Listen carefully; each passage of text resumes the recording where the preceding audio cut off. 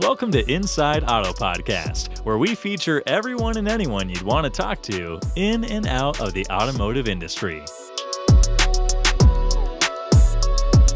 Ilana Shabtai here, host of Inside Auto Podcast, where we interview top dealers, GMs, marketers, entrepreneurs, and thought leaders in and out of the automotive industry. And before we introduce today's guest, this episode is sponsored by AutoLeadStar.com. AutoLeadStar is automotive's first and leading customer data and experience platform, CDXP. Top dealers invest in CDXPs to unify dealership data sources, automatically create one-to-one customized journeys, and execute omni-channel shopping experiences. Today, we are welcoming Daniel Govaer to the podcast. Hi, Daniel. How are you? Hey, how's it going? Good. And a special thanks to Tim Cox from CarNow to introducing us. We will also get him on this podcast eventually. Before we dive into today's topics, Daniel is currently the general manager of Mercedes-Benz of Easton and has years of managerial experience in the auto retail space. Before joining Mercedes-Benz of Easton, he was working for Bernie Moreno McGrath, Acura, Libertyville Toyota, and a few more. So he's got a lot of that experience under his belt. He also has some special experience that is near and dear to my heart, having served in the IDF, Israel Defense Forces. So we have that in common. Very excited to have, a veteran of the IDF join the podcast. But I know you're joining us from super cold United States. Now that's where you live. So thanks again for joining today. Yeah, absolutely. I mean, I thought I was happy to know that you'd gone through everybody important and then finally had to turn the page and get me. But now I know that Tim Cox hasn't been on here yet. So No, definitely not. You're just as important. No, he has not been on, and I'm trying to get him on. So hopefully after this podcast, he'll join us. He's one of a kind. He's absolutely one of the best people to know in the industry. 100%. I had the pleasure of finally meeting him in person at MRC. So hopefully I'll see him at NADA if he's planning on going. Okay, so I like to start this podcast understanding how people end up in automotive. It's like everyone has such a good story of how they get into automotive. How did you find your way into this crazy but awesome industry? Yeah, that's a good point, because there's not a lot of people that I meet either that when they were 5, they're like, I'm going to go into automotive retail. Yeah, it's like, I want to be a firefighter. Wait, no, I want to be a car dealer. I did think I did have a lot of dinosaur knowledge when I was younger, and that doesn't really play out in later life. So I thought that was going to be your career path, but it wasn't. No, I mean, that's right. Automotive retail wound up, for a lot of the same good reasons. So after I finished my military service, I came to the US, and I didn't so much have much of a family infrastructure financially. So it was, like a lot of people do, right? You have to figure things out. And so automotive retail presented an opportunity where you could, without the education, which I didn't have, without the education, you could become good in a certain field of retail. And I was good at retail, and you could move up from there, and it would present you with an income opportunity that you wouldn't normally be given. So started at, there was a training program, quote unquote, at a large Toyota dealership, still a large Toyota dealership, west of Chicago. And I went there and was told that congratulations, I'm a green pea. And I split a cubicle with 4 other green peas, and started. And they were open until midnight, and so I started selling there. And very quickly, a move was made. They acquired a Mercedes-Benz dealership in a smaller suburb, and a move they decided would be good as if I could experience Mercedes-Benz. And I kind of didn't really know anything about it at the time. So what we did was I would go over to Mercedes, and that was a very different experience from what I had seen at Toyota, both in terms of what the showroom was, both in terms of who the salespeople were and the clients were. And so I would start there and start learning the process there, but then they would close early. So then after they closed, I would go back to Toyota, and I would talk to clients in the service drive and stuff until midnight and kind of sell cars there. And so that just sort of progressed from there into that, from that group. And then eventually I was living in downtown Chicago. So I was fortunate enough to be able to go and work at the Mercedes-Benz dealership that was closer to me there. Wow, that is like the real hustle. I love that, because I think part of what I really love about automotive is the opportunity that it gives to people who might not have had the opportunity to go to get the proper education, or I don't even know what proper is, meaning like based on what whoever standard it is, or give veterans the opportunity to work, which is really important. I mean, people who decide a different path and then therefore just want to, instead of going into education, actually start their career path. So I'm glad that we have someone here on the podcast that actually was able to take advantage of that. I liked it. I liked that it was bring your hustle and what you put into it and see what you get out of it. There's a multiplier to anything you do between your effort and what the result is there. If you can find a multiplier and this industry is a multiplier. So I know that the amount of effort that I put in can get multiplied inside the industry and then get me a better result. And after also that like after the military, you're sort of all full of all sorts of feelings. And I didn't want to just, like the choices were to continue on in the military. And it was like to continue on in a career in the military or in a security apparatus. And I totally remember that. Yeah. Yeah. And that's not what I wanted to do. And so if I didn't want to do that and I didn't want to go into the standard, schooling program, then, but like, yeah, I don't just want to survive. Like I want to succeed and I want to be able to give myself financial independence. There's very few routes that let you do it. Yeah. But I also think there's something very valuable to being able to apply your skills to a job without having to go through a certain education path that you might not be interested in. So that's also really special here. And you actually did that. And now you wear a lot of hats as GM at the store. I follow you on LinkedIn. I see you post a lot of really great things there. Something recently you posted was about BetterHelp. Yeah. I love seeing this. It's something that you're investing in for your employees. Can you talk a little bit about that and how that affects the culture at your dealership? Yeah. So one of the things that's very important to us is to give every team member the opportunity to speak candidly with their manager at least once a month. And it's a requirement upon the managers to ensure that happens. And these discussions, these are one-on-ones that aren't performance related. This is talking about how good the foundation is between you and us, and how good is your foundation when you're not here. And a lot of things that came up over the past couple of years, I knew that these were issues that needed to be spoken about with a professional. And so but our team members were bringing this to us inside these discussions. And so the process that it's set up normally inside, at least in our dealership, was if you're on our insurance, then you can call this number and we kind of go through these steps and our insurance company will refer you to somebody. And after doing this with, 3 or 4 people, like the process it did, not everybody was on our insurance for whatever reason. B, the process of going through our insurance company is sort of the umbrella organization that would then refer us, refer the team member to the mental help that they needed. It was a very cumbersome apparatus. And so what I liked about BetterHelp was that, and we decided that we would pay for as many sessions for as long as any team member of ours wants. So it's 100% covered by us. And it was much easier. I can't help how people engage with things. And if they need to get help and they need to engage with help, they need to engage with somebody to speak with. Yeah. If it's not easy, it's just not going to happen. And so BetterHelp presented a much easier option. So they're a group of a large variety of issues that they can help with, very well-trained specialists in almost everything. So we've been live for, a little over 6 weeks now, have about a little over 10% of our team has signed up for it. And we do not have specific, once we enter our roster and you sign up for the service, I, as the account host and as the billing, I have no visibility. It's completely confidential. I have no visibility as to who's on there by name. What they do give me are some statistics in terms of demographics, male, female, age groups, things like that. And then BetterHelp commits to also sending out satisfaction surveys on a regular basis. And they notify us of what our team members are telling them their satisfaction rating is. Right. And so far, it's been absolutely 5 out of 5. That's awesome.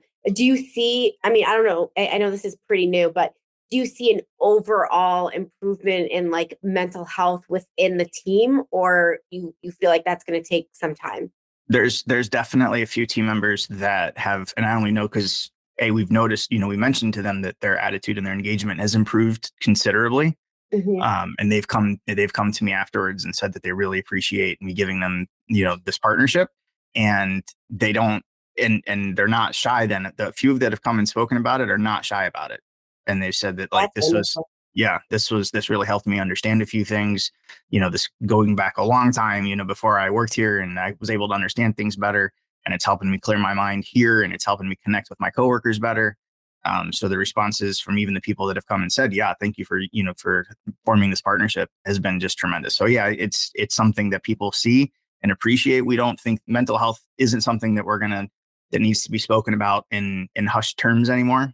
Yeah. Right. And it was the same thing, right? I mean, going back to getting out of the military, there weren't really any systems that were available for people with injuries that were internal but not medical. Yeah, totally. Or I shouldn't say not medical, but that these weren't issues of Right. bleeding and Right. so then Not so physical. right. Yeah. And if you were a guy who was, the tall, dark, and handsome, and you get out of the military, and that's just how you carry yourself, right? Like that was everybody wanted to be Cary Grant. Yeah. And that just wasn't the case. But that's how it was back then. And it's continued on with different stigmas or different perceptions. And we just wanted the biggest thing I think that I wanted to get across to our team is that we hold no preconceived notions. We have there's no perception, right? And so this is 100% confidential, but this is a great resource.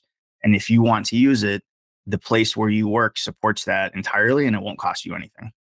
Yeah, I think that's great. And we've talked a bit about culture at the dealership on this podcast, but not a ton. So I appreciate you giving us the insight. And I think for the dealers listening, this is something that I think could be really, really beneficial for the culture. I know that's a big focus for 2023.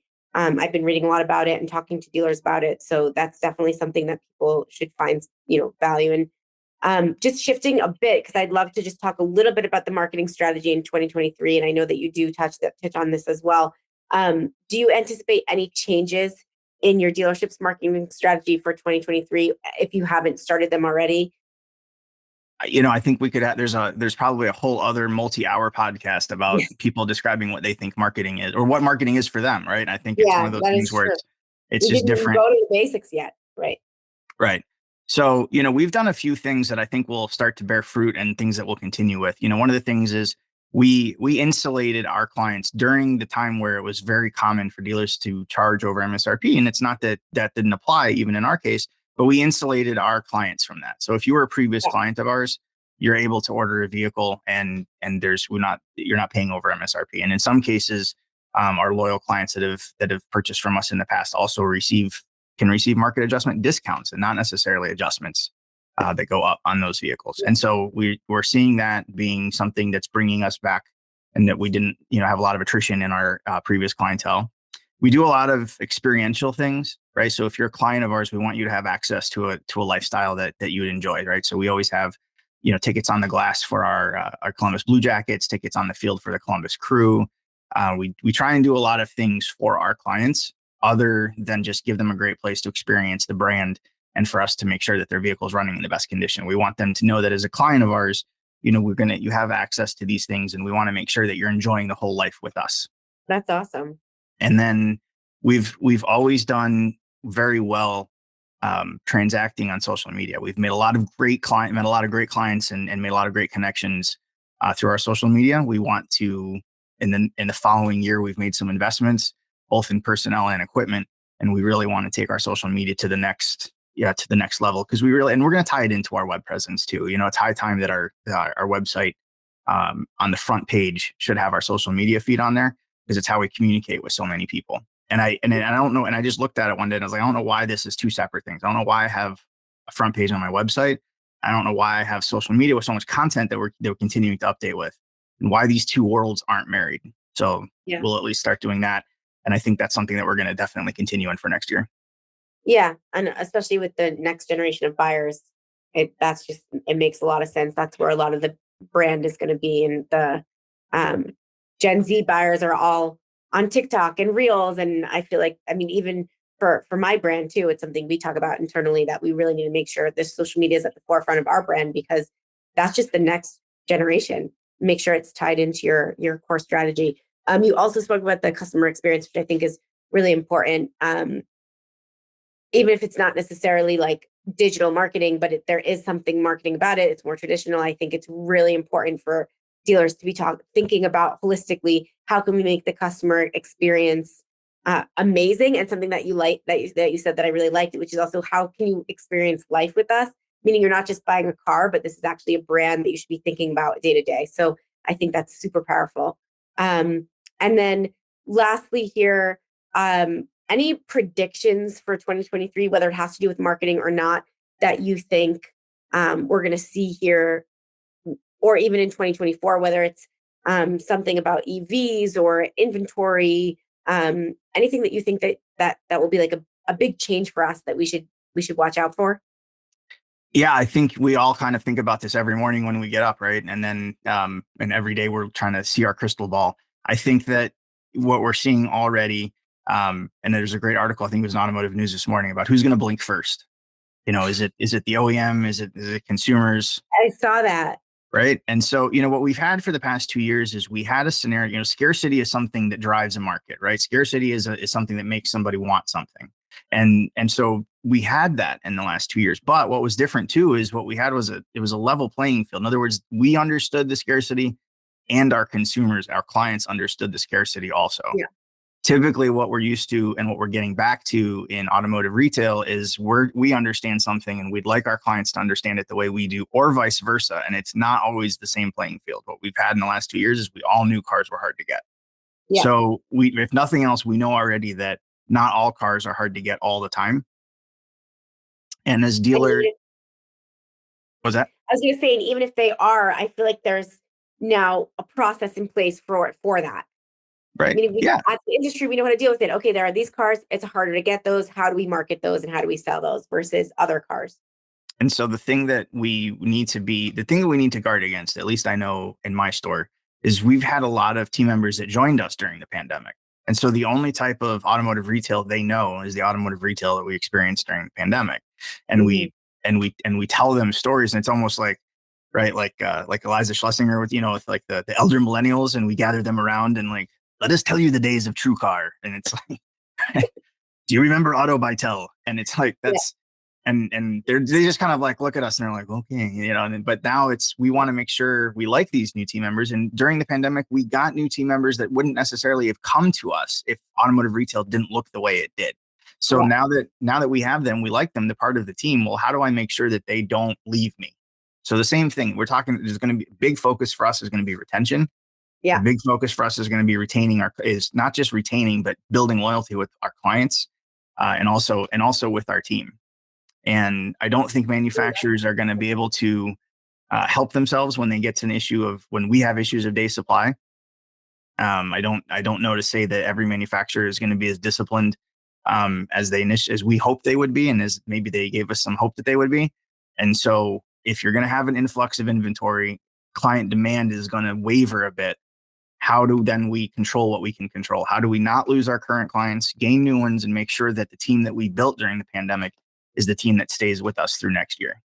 Yeah, I think that's really a great way also to sign off, just because it really sums up the past 2 years and then how you can apply what we've learned through everything that we've gone through for the next year, 2 years, and so on, so that we can be successful. Appreciate the insight. Awesome learning about you and your dealership. It's also Hanukkah for those who are celebrating. So happy Hanukkah. Chag Sameach. Chag Sameach here in Jerusalem. We're about to light the candles, so that will be nice.